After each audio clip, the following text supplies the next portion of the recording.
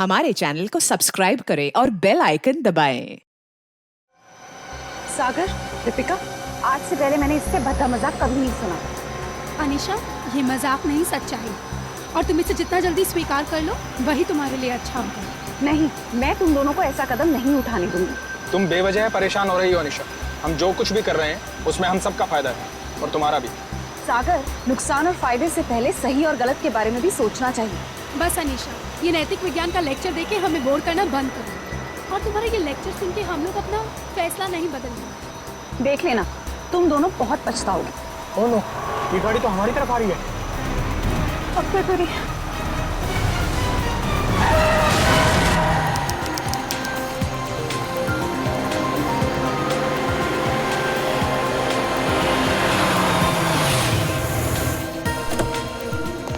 Hello sir. Hello. Hello ma'am. Sagar, क्या तुम मीर को अकेले ऊपर तक लेके जा पाओगे? पहले भी कई बार लेके गया हूँ। शराब पीने के बाद हमेशा ड्रामे करता है। ठीक है, तो मैं सोने जा रही हूँ, मुझे बहुत जोर की नींद आ रही है। अच्छा सुनो, सुबह जल्दी उठ के शादी में जाना है। Okay, good night. Good night. सुबह जल्दी मिलते हैं। सुनो, जल्दी आना, हमेशा की तरह लेट मत करना। ओके। सर, आपकी कुछ मदद करें? एक व्हील चेयर ले आओ। व्हीलचेयर की क्या जरूरत है सर? हम दोनों इन्हें ऊपर ले जाते हैं। आपका कमरा नंबर 303 है ना? जितना बोला उतना करो ना। माफ करें सर, अभी लाए।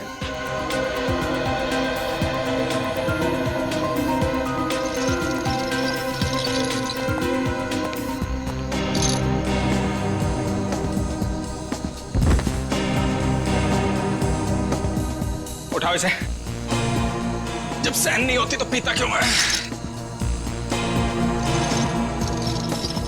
सर, खाने में कुछ लेंगे?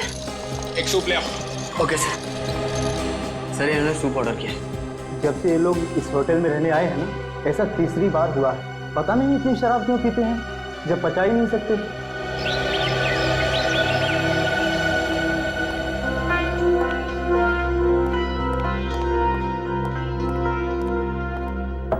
अगर साहब, मीर साहब, सर रूम सर्विस।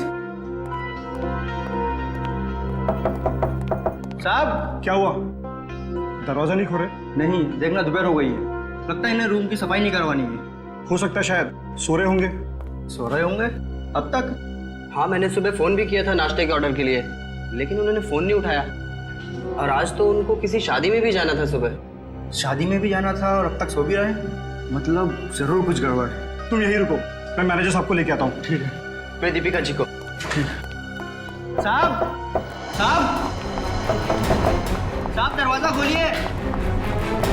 देखिए मैडम, दोनों में से कोई भी दरवाजा नहीं खोल रहा है। सागर, सागर, दरवाजा खोलो। मीर, दरवाजा खोलो। सागर, हमें चिंता आ रही है, दरवाजा खोलो। मिस्टर मीर का तो समझ में आ रहा है, लेकिन सागर जी, वो तो कल रात नशे में भी नहीं थे। मैं फोन करती हूँ। फोन भी नहीं उठा रहे। मैम, अगर आप इजाजत है तो मैं मास्टर की से दरवाजा खोल सकता हूँ। हाँ प्लीज।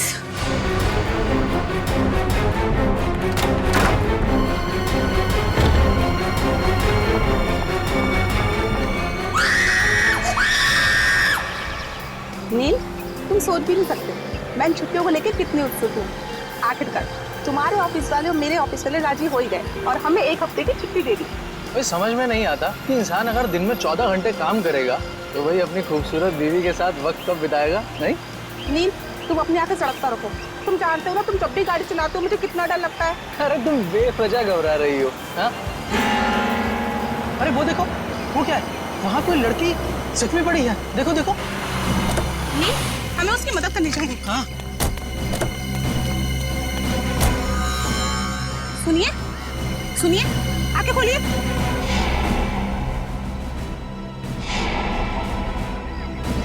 आप ठीक तो हैं? मैं पानी लेकर आता हूँ।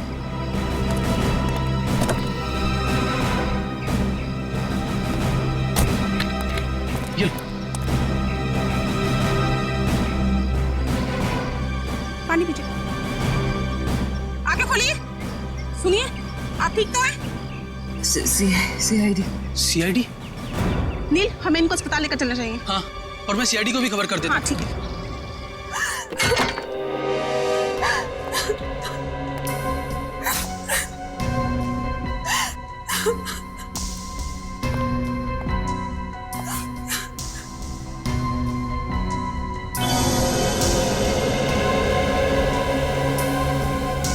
एसी भी ऑन है और खिड़की भी खुली है।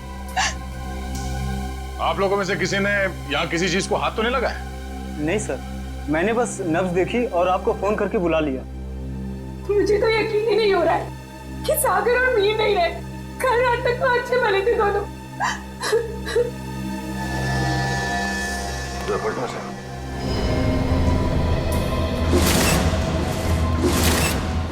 ये देखो फ्रेडी, मीर का खून गला घोट के किया गया है।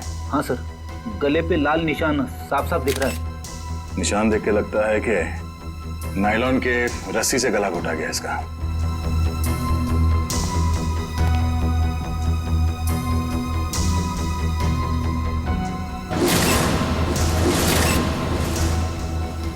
कमाल है, सागर के शरीर पे कहीं भी चोट या जख्म का कोई निशान नहीं है। सर, हो सकता है कि सिर्फ मीर का खून हुआ हो और सागर अपने आप मर गया हो, दिल का दौरा पड़ने की वजह से या फिर और कोई बीमारी की वजह से। नहीं सर, सागर को ऐसी कोई बीमारी नहीं थी। आप चाहे तो मैं आपको उसकी मेडिकल रिपोर्ट दिखा सकती हूँ। मेडिकल रिपोर्ट तो हम देख ही लेंगे। वैसे आप है कौन? मैं दीपिका, सागर और मीर की चचेरी बहन। सर, हम लोग यहाँ शादी में आए थे। और ये शादी कब है? सर, आज सुबह ही थी। कल रात देर से सोने की वजह से सुबह मेरी आंख ही नहीं खुली। और रात को इन दोनों की मौत हो गई। आप लोगों में से आखिरी बार किसने देखा था इन्हें?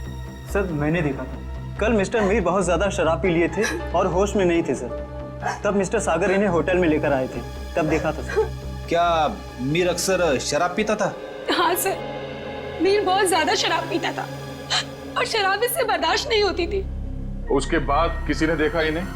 हो सकता है कोई कमरे में आया हो रूम सर्विस के लिए या किसी और काम के लिए। हाँ सर, मैं आया था रूम में सूप लेकर। उस वक्त मीर साहब बिस्तर पर लेटे हुए थे और सागर साहब टीवी देख रहे थे। उस वक्त टाइम क्या हुआ था? करीब 12:30 बजे। 12:30 बजे, मतलब उसके बाद इस कमरे का दरवाजा खुला नहीं है। आप लोगों ने आधे घंटे पहले दूसरी चाबी से दरवाजा खोला, राइट? जी सर। इसका मतलब है कोई और आया था यहाँ इस कमरे में, कोई तीसरा आदमी, शायद इस खिड़की से। ये नामुमकिन है सर। हमारे सिक्योरिटी गार्ड हर वक्त नीचे पहरा देते रहते हैं, तो कोई खिड़की से कैसे आ सकता है? कोई गेस्ट आया था इनसे मिलने के लिए? नहीं, कोई गेस्ट अंदर नहीं आया, कोई खिड़की से अंदर नहीं आया। इसका मतलब है खून होटल के स्टाफ में से किसी ने किया है, ठीक उसी तरीके से। और शायद वो इस दरवाजे से ही अंदर आया, दूसरे चाबी से ये कमरे का दरवाजा खोला गया। सर, ये आप क्या कह रहे हैं सर? भला हम अपने कस्टमर का खून क्यों करेंगे? शायद लूटने के इरादे से। रेडी पंकज, कमरे की अच्छी तरह से तलाशी लो। सर, रात को 2 बजे तक तो कॉरिडोर में मैं फोन पे बात कर रहा था। मैंने तो किसी को इनके कमरे में आते हुए नहीं देखा। आपका कमरा कौन सा है? सर, वो 304।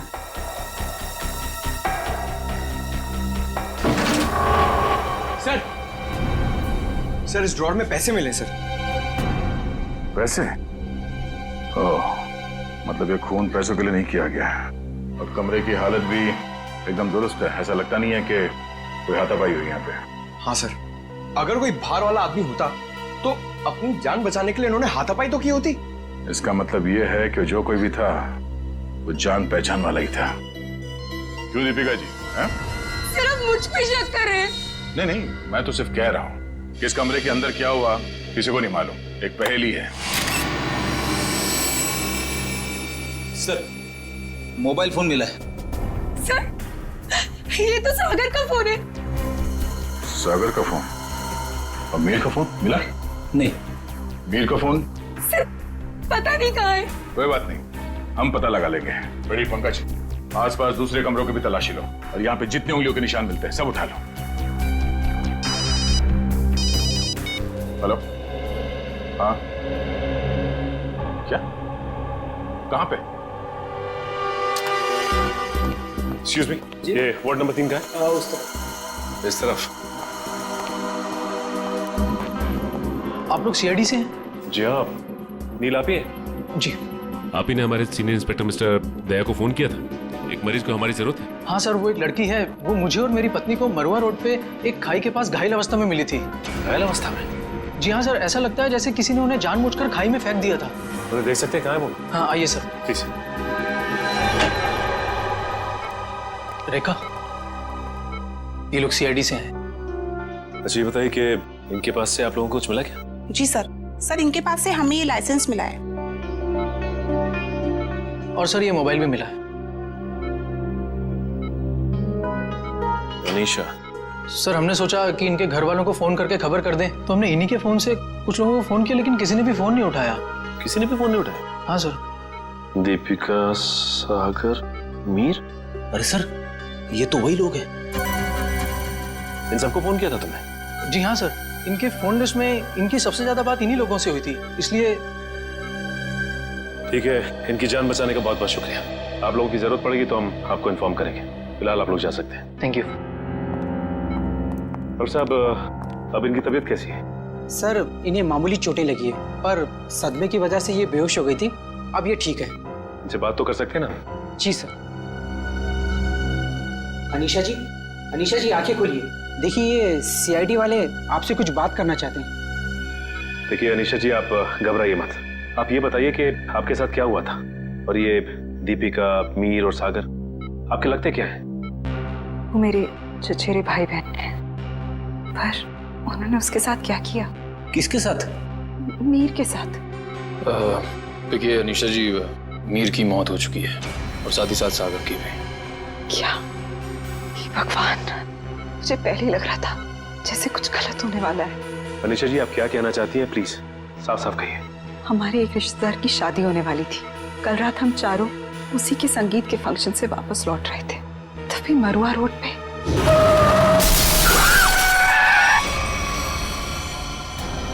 तुम दोनों ठीक तो हो ना? हाँ, हम ठीक हैं।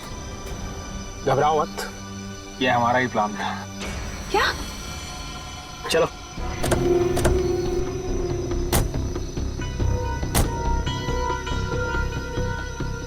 मीर का मोबाइल फोन रास्ते में कहीं फेंक देना, और ध्यान रहे जब तक हमें हमारा पैसा ना मिल जाए, मीर बेहोश ही रहना चाहिए।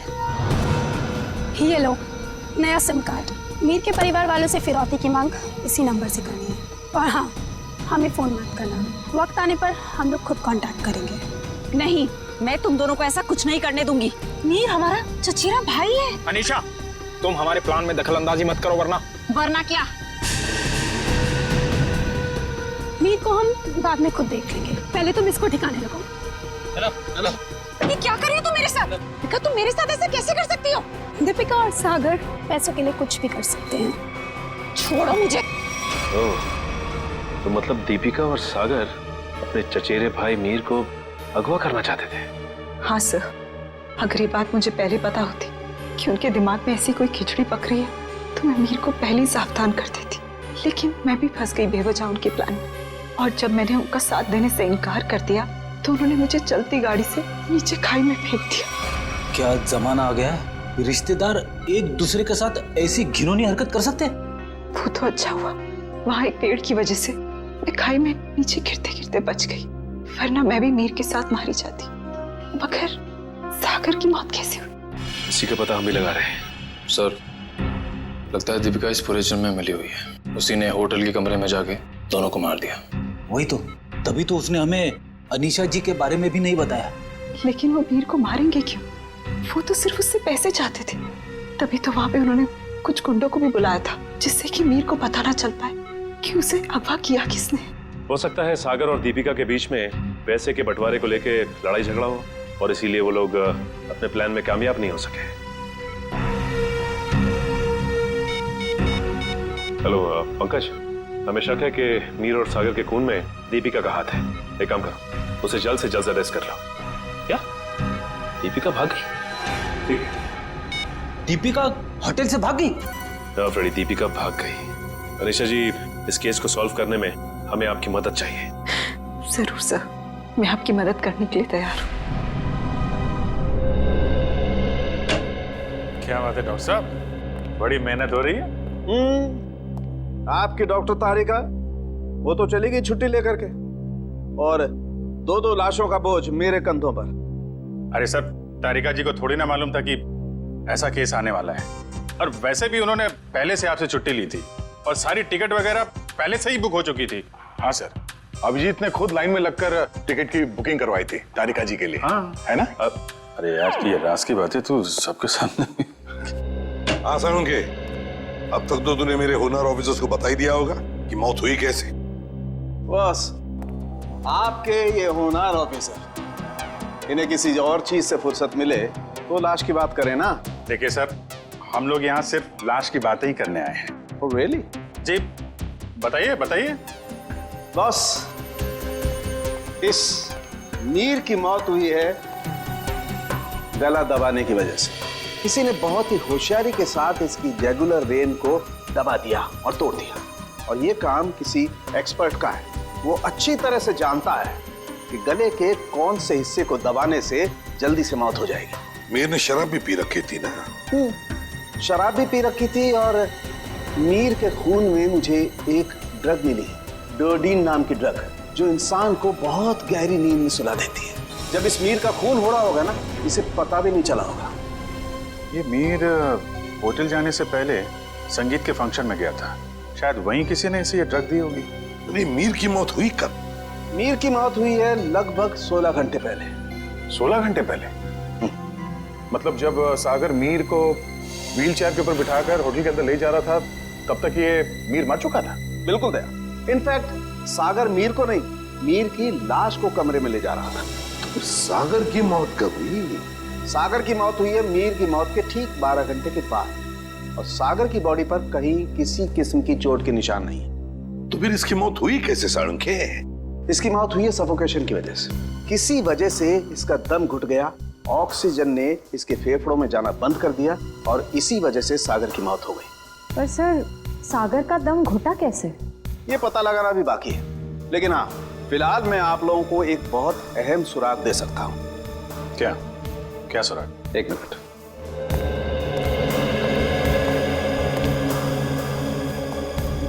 बस ये मीर के कपड़ों के रेशे, और इस पेट्री डिश में सागर के कपड़ों के रेशे। ये कैसे सुराग है डॉक्टर? मेरी तो कुछ समझ में नहीं आ रहा है। बेटा, पहले बड़ों की बात अच्छी तरह से सुन लेनी चाहिए, फिर समझ में आएगा। हाँ, बस मीर के कपड़ों के रेशे मुझे सागर के कपड़ों के पीछे के हिस्से पर मिले, और सागर के कपड़े के रेशे मुझे मीर के कपड़े के आगे के हिस्से पर मिले। क्या क्या क्या क्या? मीर की शर्ट के रेशे सागर की शर्ट की पीठ की तरफ, और सागर की शर्ट के रेशे मीर की शर्ट पे आगे की तरफ। आप हमें सुराग दे रहे हैं या हमारी उलझनों को और बड़ा कर रहे हैं? अभिजीत, हर बंद ताले को खुलने के बाद एक नए सुराग का दरवाजा खुलता है। फिलहाल इस ताले की चाबी ढूंढनी है। ये पता लगाना है कि इन दोनों के कपड़ों के रेशे एक दूसरे के कपड़ों पर आए तो आए कैसे। पता लगा लेंगे साळुंखे। जब तूने इतना सब पता लगा लिया है तो फिर इसके आगे का हम पता लगा ही लेंगे। सर, उस दीपिका का कुछ पता नहीं चल रहा है सर। वो ना तो अपने घर गई, ना कोई सहेली के पास, और तो और सर, उसने अपना फोन होटल के बाहर ही कहीं फेंक दिया ताकि हम लोग उसका पीछा ना कर सके। इसका एक ही मतलब हो सकता है कि दीपिका का कोई ना कोई संबंध जरूर है मीर के खून के साथ, इसीलिए तो वो गायब हो गई। सर, अगर ऐसी बात है तो दीपिका को पहले ही गायब हो जाना चाहिए था। वो हमसे मिली क्यों? शायद उसे ये पता नहीं था कि सागर की भी मौत हो जाएगी, और जैसे सागर की मौत होगी सारी बाजी पलट गई। और फिर अनीशा ने भी तो ये कहा था ना। हाँ सर, अनीशा को भी मालूम नहीं है दीपिका कहाँ जा सकती है, और मीर को संगीत समारोह में ड्रग किसने दिया ये भी वो नहीं जानती। सो लगता है सागर और दीपिका के मिली भगत में ये बेचारी अनीशा बेवजह फंस गई है। सर, हाँ। सर, सागर के फोन रिकॉर्ड्स मिल गए, लेकिन रिकॉर्ड्स में एक बहुत अजीब बात है। क्या? सर, यही कि कल रात से लेकर आज सुबह 6 बजे तक सागर को मीर के नंबर से कॉल्स आए। मीर? ये कैसे हो सकता है सर? मीर तो मर चुका है, फिर उसका नंबर कौन यूज कर रहा है? सीधी बात है, अगर मीर मर चुका है तो फिर उसका फोन कौन इस्तेमाल कर सकता है? वो खून ही इस्तेमाल कर सकता है ना सागर को फोन करने के लिए। तभी मीर का फोन मिला नहीं हमें होटल के कमरे में से। शायद ये फोन दीपिका के पास ही है सर। ये देखो, सागर की मौत के कुछ ही मिनट पहले उसे एक अनजान नंबर से फोन आया था। अनजान नंबर से। अनजान नंबर? सर, फिर तो सागर की मौत का और इस अनजान नंबर वाले का कुछ ना कुछ संबंध तो है। पता लगाना पड़ेगा इन दोनों फोन्स के बारे में, मीर का फोन नंबर और फिर इस अनजान नंबर के बारे में।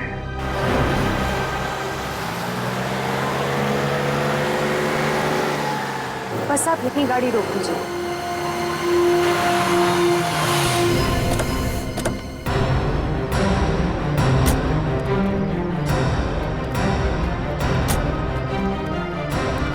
हाँ निशा, क्या ये वही जगह है? हाँ सर, ये वही जगह है जहाँ गुंडों ने हमारी गाड़ी रोकी थी और फिर मुझे दूसरी गाड़ी में डाल दिया खाई में फेंकने के लिए। और दीपिका और सागर उस दिशा में चले गए थे। दीपिका और सागर उस दिशा में चले गए? जी सर। लेकिन एक बात बताओ निशा, तुम्हें पूरा यकीन है कि ये वही जगह है, वही सड़क है? रात का समय था, हो सकता है तुम कुछ भूल कर रही हो।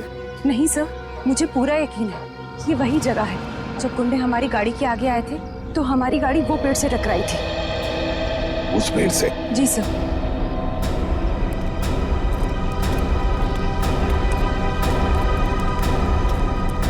सर, यहाँ पे गाड़ी के टायर के निशान भी हैं। हाँ, जैसे ब्रेक लगा है। सर, हाँ, यहाँ पे दूसरी गाड़ी भी थी, उसके टायर के भी निशान है यहाँ पे। हाँ, है तो सही, दूसरी गाड़ी के ही निशान है।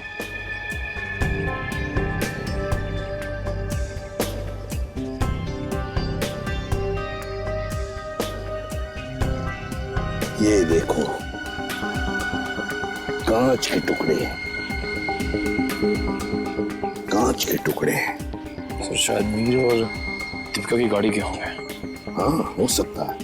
लेकिन सर, उनकी गाड़ी जब होटल में आई थी तो सही सलामत थी। वही तो फ्रेडी, वही तो। जब उनकी गाड़ी होटल में आई थी तो बिल्कुल सही सलामत थी। जरूर गाड़ी की मरम्मत की गई होगी, क्योंकि जब हमने गाड़ी होटल पर देखी तो बिल्कुल वैसे के वैसे थी जैसे कुछ भी नहीं हुआ था उस गाड़ी को। ये कुछ और ही चक्कर है।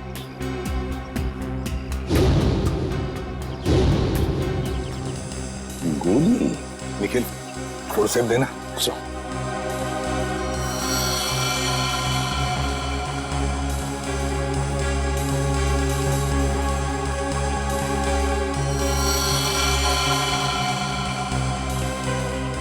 गोली चली है यहाँ पर। निशा, जब गुंडों के साथ मुठभेड़ हुई तब क्या किसी ने गोली चलाई थी या गोली चली थी? नहीं सर, मेरे सामने तो नहीं चलाई, पर हो सकता है मेरे जाने के बाद चली हो। तुम्हारे जाने के बाद? अनीशा के जाने के बाद गोली चली थी?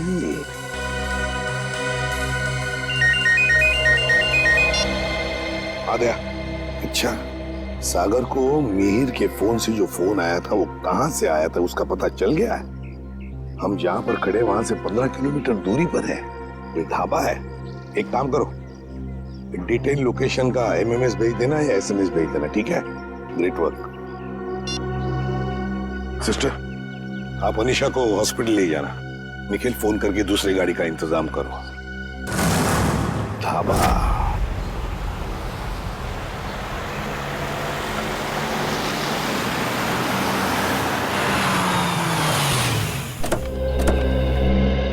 ये है वो प्रकाश ढाबा, यहाँ से किया गया था सागर को फोन। आइए आइए साहब, क्या खिलाऊं आपको? दाल मखनी, कढ़ाई पनीर या फिर सरसों का साग?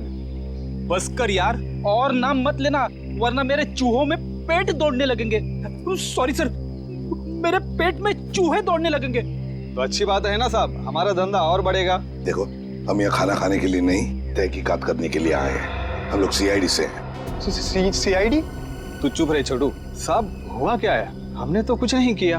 हाँ, वो तो पता लगा ही लेंगे। खैर, पहले ये बताओ, 14 तारीख की रात को क्या तुम्हारे यहाँ एक कस्टमर आया था जो रात भर तुम्हारे इस ढाबे पर ही था? रात भर? रात भर 10 बजे से लेके 6 बजे तक। क्या वो रात भर फोन पे ही बात कर रहा था? साहब, ढाबे पे तो नहीं था, पर हाँ, सड़क के उस पार एक गाड़ी खड़ी थी जिसके अंदर एक आदमी बैठा था और वो किसी से फोन पे बात कर रहा था। तो क्या तुमने उसे अच्छी तरह से देखा? नहीं साहब, अंधेरा था, इसके लिए चेहरा नहीं देख पाया। अच्छा, क्या वो अकेली गाड़ी में था या उसके साथ कोई और भी था? उसके साथ ड्राइवर था साहब, वो 2-3 दफा चाय लेने आया, खुद के लिए और वो दूसरे आदमी के लिए भी। और हाँ साहब, उसने कैंची भी तो मांगी थी। हाँ। कैंची मांगी थी? वो किस लिए? क्या मालूम साहब, बड़ा ही अजीब था वो ड्राइवर। गाड़ी से उतरा, मिट्टी और पत्थर जमा करके फिर से गाड़ी में बैठ गया।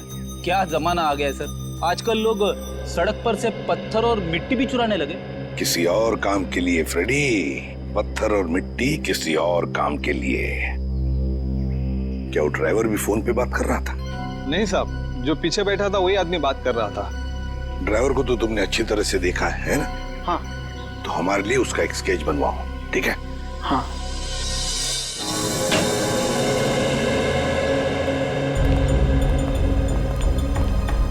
ये है वो उलझी हुई पहली टॉर्चर। मीर की लाश यहाँ पड़ी थी, सागर की वहाँ। मीर की मौत 7:30 बजे हुई थी और सागर की उसके 12 घंटे के बाद, है ना? और मीर की मौत की वजह है नायलॉन की रस्सी से गला दबाना, सागर की मौत की वजह है दम घुटना। पर अभिजीत, कमरे में कोई तीसरा आदमी था नहीं, क्योंकि कमरे का दरवाजा अंदर से बंद था। सर, इस केस में सबसे अजीब बात तो यह है कि सागर ने मीर की लाश के साथ 12 घंटे क्यों गुजारे? और सर, मीर का खून सागर ने किया होता तो वो लाश को वापस होटल में लाने का खतरा क्यों उठाता?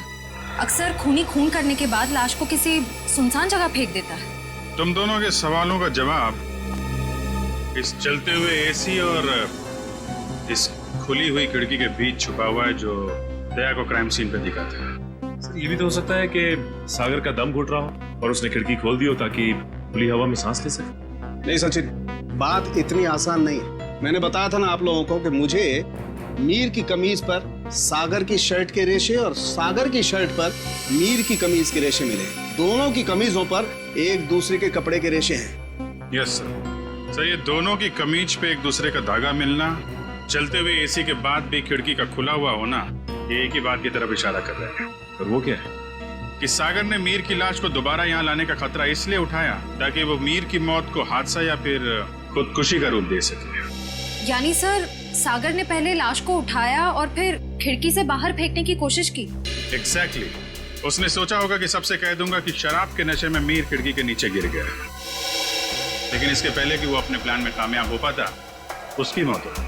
हाँ सर, ये गुत्थी आधी तो सुलझ गई, लेकिन एक बात समझ में नहीं आई कि इस कमरे में सागर और मीर के अलावा कोई भी नहीं था, तो फिर सागर की मौत अचानक कैसे हुई? सचिन, उसकी मौत का राज उस अनजान फोन कॉल में छुपा हुआ है जो उसे सुबह सुबह आया था। हाँ पंकज, अनजान कॉल का पता चल चुका है कहाँ से की गई थी? Very good. कौन सी जगह? Jhula tower. Okay okay okay okay, thank you very much Pankaj, thank you. जी, झूला टावर तो वो रही बिल्कुल सामने, जो अभी तक पूरी बनी भी नहीं है। या डॉक्टर साहब, सर आप यहाँ देखिए, तब तक हम लोग झूला टावर का चक्कर मार के आते हैं, देखते हैं वहां पे क्या हुआ था।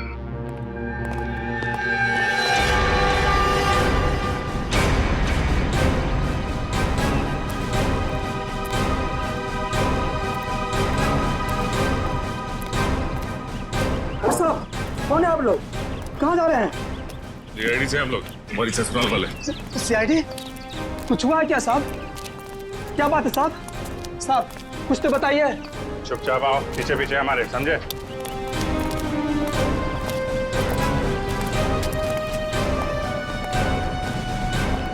ये देखो, यहाँ से कमरा नंबर 303 बिल्कुल साफ साफ दिख रहा है।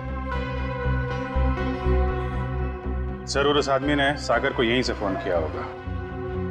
परसों रात तुम ही ड्यूटी पे थे यहाँ पे? हाँ साहब, मैं तो हर रात यहाँ ड्यूटी पर ही रहता हूँ। तो जरा ठीक से याद करके बताओ, परसों रात यहाँ पे कोई अजनबी आया था इस बिल्डिंग में? साहब कुछ कॉलेज के बच्चे थे, कह रहे थे किसी पिक्चर की शूटिंग करनी है। पिक्चर की शूटिंग? कौन सी पिक्चर, क्या बताया उन लोगों ने? उन्होंने कहा तो छोटी सी पिक्चर की शूटिंग करनी है कॉलेज के एग्जाम के लिए। उन्होंने मुझे 15,000 रुपये दिए और तुमने उन्हें अनुमति दे दी यहाँ शूट करने की? जी, मुझे लगा मेरी और मेरे बच्चों की मदद भी हो जाएगी। और खूनी की भी। खूनी? हाँ खूनी। तुम ही बताओ, उन लोगों का नाम नंबर कुछ है तुम्हारे पास? नहीं साहब। अच्छा ये बताओ कि वो बच्चे आए कैसे? साहब वो लोग नीले रंग की गाड़ी में आए थे। नीली गाड़ी? गाड़ी का नंबर क्या? गाड़ी का नंबर याद नहीं, बहुत अंधेरा था। अच्छी चौकीदारी कर रहे हो, उनका नाम पता तक नहीं लिया तुमने, सिर्फ गाड़ी का रंग याद है बस। गलती हो गई साहब। पर हाँ साहब, एक बात है जो शायद आपको कुछ काम आ जाए। क्या बात? साहब वो लोग उस कैमरे की बात कर रहे थे जो आपने साथ लेकर के आए थे। कह रहे थे महंगा है, संभाल के रखना, भाड़ा देना है। भाड़े का कैमरा? सर श्रेया और पंकज लगे हुए हैं कि स्टूडेंट्स ने फिल्म का कैमरा कहां से किराए पे लिया था। गुड। और दया, ड्राइवर का स्केच बन गया? हाँ सर, वो स्केच हमने सभी एम्प्लॉयमेंट एजेंसी में भेज दी है। बहुत जल्द उसकी पहचान हमारे सामने होगी। तू यहाँ? हाँ यार, लैब में बैठा बैठा बोर हो रहा था। मैंने सोचा आप लोगों के साथ ब्यूरो में चल के चाय पी लेता हूँ। अरे चाय तो हम आपको जरूर पिलाएंगे डॉक्टर साहब, लेकिन ऐसा कौन सा सबूत हाथ लग गया है जो आप भागे भागे यहाँ चले आए? सुराग हाथ में तो नहीं लगा है अभिजीत, लेकिन लगने वाला है। ये देखो, ये चार्ट देख रहे हो? ये तो कोई कैलकुलेशन चार्ट लगता है। किस चीज का चार्ट है ये?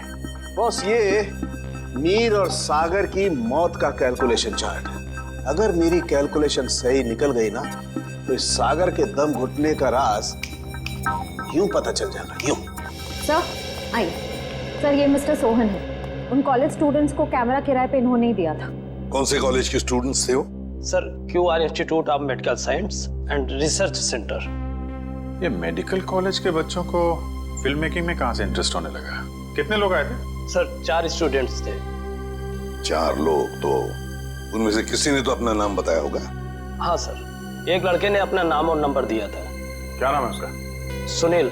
सर नंबर बंद आ रहा है उसका, रास्ते भर ट्राई कर रहा था मैं। जरूर इस मेडिकल स्टूडेंट में से कोई है जो इन दोनों पर नजर रख रहा था, मीर और सागर पर। हाँ सर, और सुबह जिस प्राइवेट नंबर से सागर को फोन आया था वो भी इनमें से किसी ने किया होगा। बस इस मेडिकल कॉलेज में जाकर इन स्टूडेंट्स से मिलो, जरूर कोई ना कोई सुराग तो मिलेगा ही मिलेगा। हेलो, ड्राइवर का पता चल गया? कहाँ रहता है वो?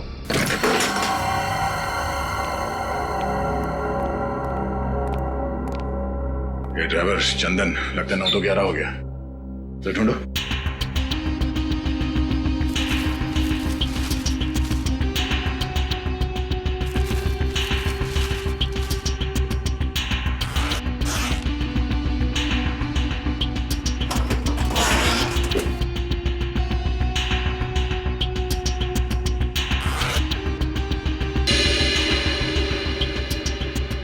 पंकज, पैसों का बैग तो यहीं पे है।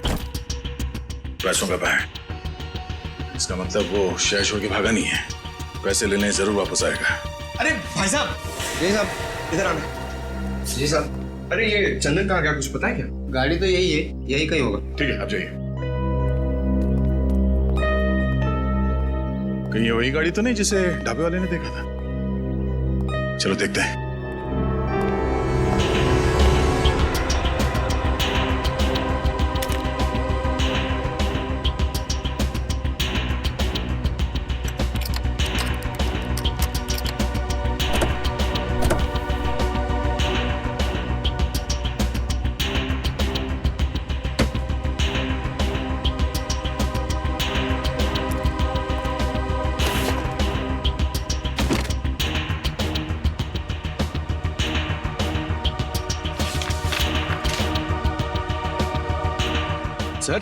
सर ये गाड़ी दीपिका की है, ये देखिए पेपर।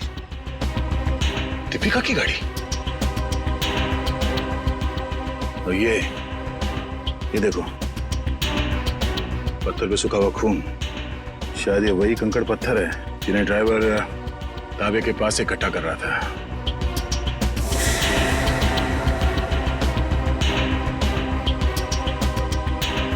और ये कैंची भी किस चीज के लिए इस्तेमाल किया होगा उसने? सर मुझे तो कुछ समझ में ही नहीं आ रहा है। गाड़ी का ड्राइवर भी गायब है, ये पत्थर, कैंची, इन सब चीजों का क्या संबंध है सर? पंकज, वो भी पता चल जाएगा कि जो कोई भी इस गाड़ी के पिछले सीट में बैठा था वही पूरी रात मीर के फोन के जरिए सागर से बात कर रहा था। और अब ये सूखा हुआ खून बहुत जल्द हमें उसकी असली पहचान बता देगा। करण, तू 2 दिन से क्लास क्यों नहीं आ रहा? प्रोफेसर अमन बहुत नाराज हो रहे थे। क्या करूं यार, बुखार उतर ही नहीं रहा। लगता है मुझे फ्लू हो गया। बुखार? इसका माथा तो बिल्कुल ठंडा है। सर, तुम चारों ने अपने आप को बहुत बड़ी मुसीबत में डाल लिया है। कैसी मुसीबत सर? का जवाब मैं नहीं, सीआईडी देगी। सीआईडी? बिरजू, आप सब लोग यहाँ? बहुत बड़ी भूल है जो तुम लोग को शूटिंग करने दी। सीआईडी के चक्कर में फंस गया मैं। लेकिन सीआईडी क्यों? शूटिंग करना कोई गैर कानूनी काम थोड़ी है। शूटिंग करना गैर कानूनी नहीं है, लेकिन खूनी की मदद करना गैर कानूनी है और इसके लिए तुम सबको जेल हो सकती है, समझे? सर खून? हमने किसी खूनी की मदद नहीं की सर। जिस वक्त तुम लोग बिल्डिंग में शूटिंग कर रहे थे उसी वक्त बिल्डिंग के सामने वाले होटल रॉयल मून में एक जुर्म को अंजाम दिया जा रहा था और इस काम में तुम में से किसी ने खूनी की मदद की है। नहीं सर, हम ऐसा क्यों करेंगे? हम स्टूडेंट्स हैं, हम डॉक्टरी की पढ़ाई कर रहे हैं और ऐसा कुछ करके हम हमारा भविष्य अंधकार में क्यों डालेंगे? इसका पता तो अभी चल जाएगा। अच्छा ये बताओ कि जिस वक्त शूटिंग चल रही थी तुम में से कोई कुछ वक्त के लिए बाहर गया था क्या? हाँ सर, करण गया था ऊपर वाले फ्लोर पे अपने डायलॉग याद करने के लिए। यार अंकित, मुझे क्यों फंसा रहा है? यार मैं तुझे फंसा नहीं रहा हूँ, सिर्फ सच बता रहा हूँ। तो अपना हैंडी कैम भी लेकर गया था अपना परफॉर्मेंस रिकॉर्ड करने के लिए। हाँ सर, हैंडी कैम लेकर गया था, लेकिन जब वो वापस आया उसमें कोई वीडियो नहीं था। यार वो गलती से डिलीट हो गया था। देखो करण, झूठ मत बोलो, क्योंकि एक झूठ को छुपाने के लिए तुम 100 झूठ बोलोगे, लेकिन ये तुम सीआईडी के सामने नहीं कर सकते, समझे? इसलिए तुम्हारी भलाई इसी में है कि सब कुछ सच सच बताओ। बोलो। ये ठीक कह रहे हैं, जो कुछ भी हुआ है करण सच सच बता दो। सर मुझे डर था कि मेरी अटेंडेंस कम होने की वजह से मैं एग्जाम में फेल हो जाऊंगा। तभी अचानक मुझे किसी ने एक दिन चिट्ठी भेजी और साथ में एक सिम कार्ड भी। उस चिट्ठी में लिखा था कि उस होटल के कमरे में जो भी कुछ हो रहा है उसकी लाइव फीड रिकॉर्ड करके मैं उसे दूं और साथ में उसे फोन भी करूं, तो वो मुझे फेल होने से बचा लेगा। तो सर मैंने वैसा ही किया। मतलब अगर तुम उस जुर्म का आंखों देखा हाल भेजते और उस आदमी को यानी कि सागर को फोन करते तो तुम परीक्षा में पास हो जाते। जी सर। तुम्हारे साथ बहुत गलत हुआ है, किसी ने तुम्हारे साथ गंदा मजाक किया है और तुम उसके बहकावे में आ गए। वो खत जिसने लिखा था वो तो बच नहीं पाएगा। वैसे इस लेटर में और क्या लिखा था? उस चिट्ठी में लिखा था कि जैसे ही सागर उस आदमी को खिड़की तक लाए तो मैं सागर को फोन करूं और 5 बार घंटी बजते ही मैं वहां से चला जाऊं। तुम ऐसा कैसे कर सकते हो करण? पास होने के लिए तुम किसी की खून करने में मदद करो? शर्मनाक है ये, शर्मनाक। यार मैं इस बात के लिए पहले से ही शर्मिंदा हूँ। तुम्हें इस बात की शर्मिंदगी होनी भी चाहिए, समझे? अच्छा फिर फोन करने के बाद क्या हुआ? सागर ने मेरा फोन उठाया नहीं, बस वो अचानक वहीं खड़ा रहा। मैंने फोन किया, 5 बार घंटी बजी, उसके बाद फोन काटकर मैं वहां से चला गया। ठीक है, देखो ये सारी बात हम लोगों के बीच में ही रहे, क्योंकि मैं नहीं चाहता कि अगर खूनी हमारे आसपास है तो उसे इस बात की भनक भी लगे। मैं समझ सकता हूँ सर। और करण तुम्हें हमारे साथ चलना होगा होटल रॉयल मून में, जहाँ क्राइम हुआ है। करण अब बताओ, सागर और मीर एग्जैक्टली कहाँ पे खड़े हुए थे? यहाँ पर सर। मीर सागर के कंधों पर झूल रहा था। और तुमने सुबह 6 बजे के करीब उनको फोन किया? जी सर। करण ये समझो कि तुम सागर हो और इंस्पेक्टर सचिन मीर है। ठीक से याद करके बताओ कि सागर ने मीर को कैसे उठा रखा? आप अपनी बाजू यहाँ पर रखिए। इसे? यस सर, और अपनी मुट्ठी बंद कर लीजिए। लो, बंद किया? जी। ओह, तो इसका मतलब मीर के हाथ सागर के कंधों पे नहीं बल्कि गर्दन के पास थे। जी सर। इस तरह से? जी। और फिर तुम्हारे फोन करने के बाद क्या हुआ? मुझे कहा गया था कि फोन का रिंग 5 बार बजने के बाद तुम वहाँ से चले जाना। फोन तो बजा पर फोन सागर ने उठाया नहीं। उठाता कैसे भैया? उस वक्त तो मीर सागर का खून कर रहा था। मीर सागर का खून कर रहा था? सर ये कैसे मुमकिन है? मीर तो खुद एक लाश था। तो तुमसे किसने कहा श्रेया की लाश खून नहीं कर सकती? सालुंके साहब आप भी फ्रेडी की तरह। 1 मिनट सचिन, मैं कोई आत्मा की बात नहीं कर रहा हूँ, मैं साइंस की बात कर रहा हूँ, मैं रिगर मोर्टिस की बात कर रहा हूँ। याद है अभिजीत, कुछ सालों पहले भी ऐसा ही केस हुआ था। तुम पूछना अपने एसीपी साहब से, उस केस में एक लाश ने एक आदमी को गोली मारी थी।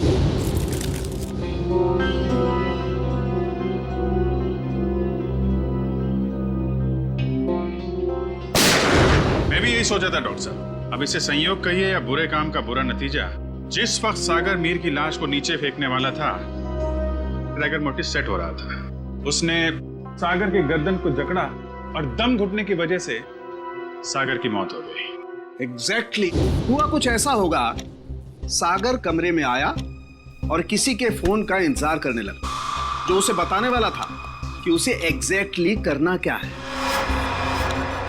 फोन आने के बाद सागर ने मीर को बिस्तर से उठाया और उसे खिड़की की तरफ लेके गया ताकि मीर को हत्या या आत्महत्या बनाया जा सके। लेकिन एक बात है अभिजीत, मुझे नहीं लगता है कि ये कोई संयोग था या कोई बुरे काम का बुरा नतीजा था, बल्कि मुझे लगता है सागर को फोन ठीक उसी वक्त जानबूझकर किया गया जब मीर के हाथों में राइगर मोर्टिस सेट हो रहा हो और मीर का हाथ सागर की गर्दन दबा सके। आपकी बात में दम है सालुंके साहब, वरना सागर के पास तो पूरी रात थी इस जुर्म को अंजाम देने के लिए। उसने सुबह तक इंतजार किया ही क्यों? क्योंकि वो चाहता था कि मीर के साथ साथ सागर का भी टिकट कट जाए और उस तक पहुंचने के सारे रास्ते बंद हो जाएं। कानून उस तक पहुंच ही ना पाए। मगर सालुनके साहब, खूनी ना तो यहाँ पे था और ना ही खूनी उस बिल्डिंग में था, तो फिर खूनी को ये कैसे पता चला कि मीर का शरीर कब पकड़ने वाला है और सागर उसे कब उठाने वाला है? करण के फोन के जरिए। मगर सर, सागर ने मेरा फोन तो उठाया ही नहीं। 5 बार रिंग बजी और मैं वहां से भाग गया। मैं भी बताता हूँ। श्रेया, जरा सागर के फोन पे कॉल करना। सर।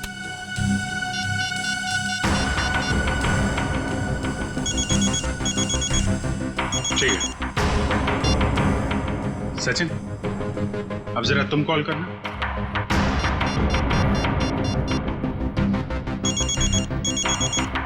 ठीक है। करण, अब तुम अपने फोन से सागर को कॉल करो।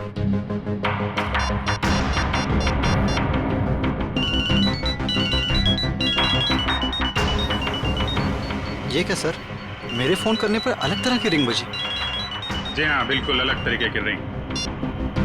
एक ऐसी रिंग जिसने सागर को सम्मोहित कर दिया, हिप्नोटाइज।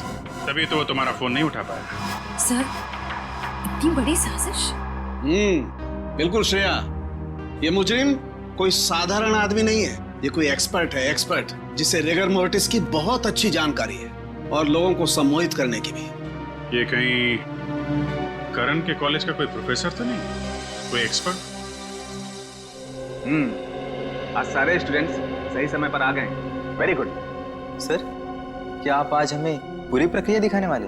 जी, भविष्य में जो भी फॉरेंसिक डॉक्टर बनना चाहते हैं उनके लिए आज की क्लास बहुत ही महत्वपूर्ण है। लगता है मैडम आ गई। ऑफिसर्स, आप लोग यहाँ? जी हाँ, हमने सोचा कि क्यों ना हम लोग भी फॉरेंसिक साइंस की ABCD सीख लें। हाँ, शायद किसी को इम्प्रेस करने के काम आ जाए। हैं? क्यों अभी जी? वैसे प्रोफेसर रमन, आज बच्चों को क्या पढ़ाया जा रहा है? सर, आज रिगर मोर्टिस की क्लास है। ओह, रिगर मोर्टिस। जी सर। यानी लाश की अकड़न के विभिन्न स्तर विद्यार्थियों को सिखाए जाएंगे, हैं? जी सर, इसलिए हमने खास तौर पर इस विषय के विशेषज्ञ को बुलाया है। अच्छा, कौन है ये विशेषज्ञ, ये एक्सपर्ट? जरा हमारी भी मुलाकात करवा दीजिए इनसे।